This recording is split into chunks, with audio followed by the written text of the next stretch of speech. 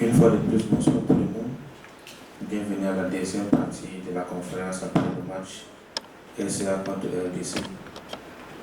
Le coach Etienne de RCA est avec nous. Il va partager son sentiment par rapport au match, l'analyse de 90 minutes et sa première victoire de la compétition.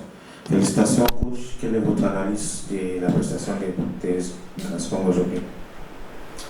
Ce n'est qu'une grande satisfaction puisque dans cette salle, je vous dirais que je vous ai dit que nos poulains n'ont pas pu respecter les consignes pendant les premières rencontres. Et il était question qu'on puisse faire un travail plus psychologique que tactique, technique pour essayer de le mettre vraiment à l'aise. Et vous avez vu qu'aujourd'hui,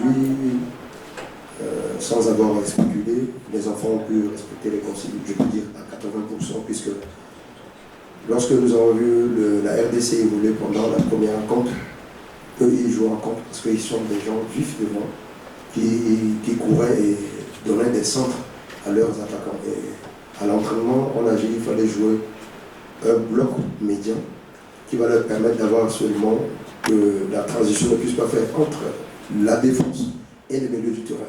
Vous avez vu que dès l'entame du jeu, ils ont commencé à jeter des grands ballons devant. Et on a donné comme stratégie que tout le monde est au marquage et il fallait qu'un libéraux soit détalé pour essayer d'envoyer les occasions. Vous avez vu qu'effectivement, mes enfants, mes poulains ont respecté les consignes et en fin de compte, on a escoré, ils ont égalisé la même chose et ainsi de suite pour essayer de négocier la rencontre et de gagner 3 buts à 2. Merci aux journalistes, vos questions. Wow, monsieur. Non, ici d'abord.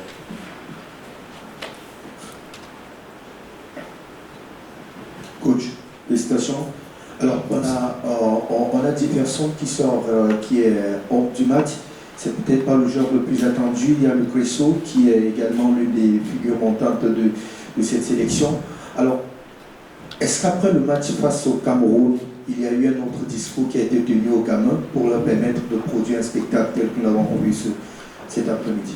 Oui, c'était sans embâche. C'est très très capital parce que effectivement, si tu es affecté, je pense que tu ne peux rien réaliser dans toutes les activités dont tu réalises dans la société. Et il est question et impérieux avec tout ce que le pays n'a pas accepté la victoire, ça je vous le dis. Ma peau aussi est mise en jeu parce que ça c'est une première expérience en équipe nationale. Ma peau était mise en jeu. Et bien avant qu'on prenne l'avion pour venir, les enfants ont décidé. C'est tant bien qu'on a perdu le premier match, mais ils ont dit qu'ils veulent rentrer dans l'histoire footballistique des U17. Ils vont prendre la relève de leurs grands frères qui ont qualifié pour le Chan. Ils ont dit qu'ils veulent rentrer dans l'histoire. Et aujourd'hui, on a vu qu'effectivement, ces gamins étaient déterminés à réaliser leur rêve. Et je leur ai dit que ça, c'est une demi-finale. Il fallait qu'ils gagnent obligatoirement. Parce qu'en finale, il y a une récompense. Donc, je pense que nous allons, comme au match d'aujourd'hui, négocier le match contre le Gabon pour que effectivement leur rêve soit véritablement une réalité.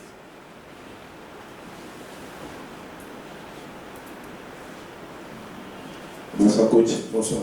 Malachi Foot pour Alain Foot, félicitations déjà pour la victoire. Coach, on s'est quitté sur des propos qui ont beaucoup fait bruit dans la presse camerounaise ces dernières semaines. Aujourd'hui, vous êtes peut-être à 90 minutes d'une qualification, mais il y a aussi le fait que le Cameroun, même en battant déjà la RDC, peut sécuriser tout, éviter les calculatrices à la fin du match, indépendamment de votre match.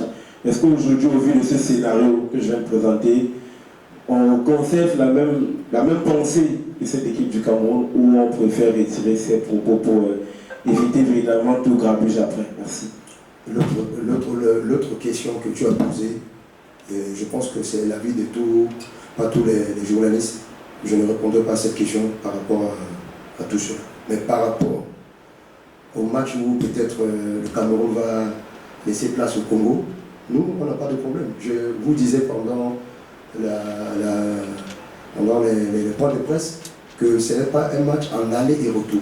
Même si le Congo gagne Cameroun 100-0, la RCA gagne le Gabon, la RCA est toujours qualifiée parce que c'est un match égal.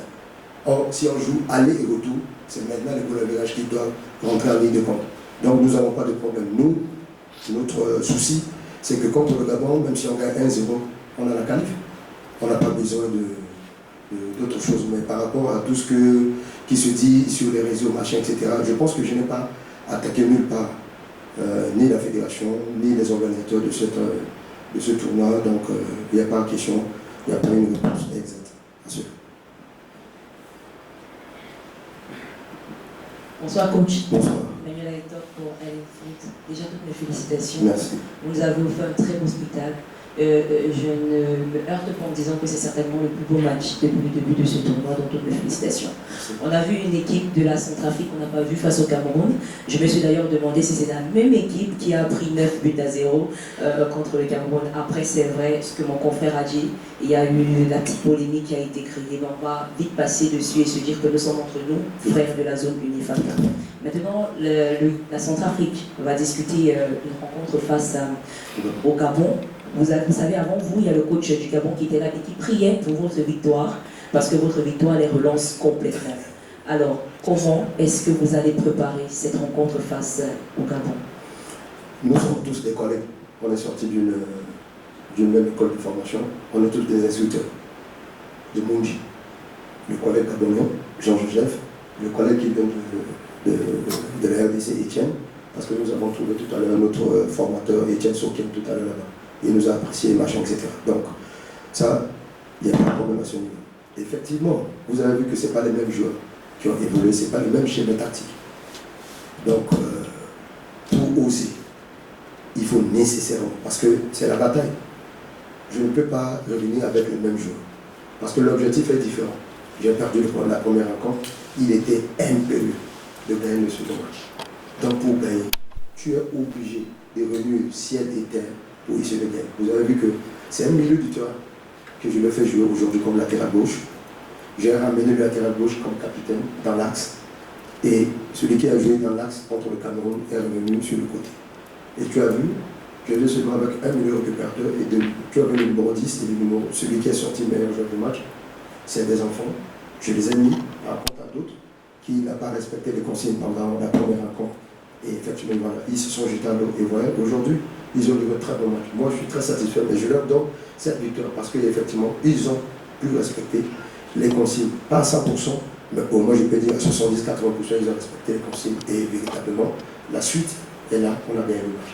Tant même que la RDC est revenue au score, mais ils étaient déterminés parce qu'ils savent que vraiment, ils ont un objectif, c'est la qualif. Donc, ils sont obligés de se jeter à l'eau et nager. Et ils sont sortis de l'eau avec une victoire.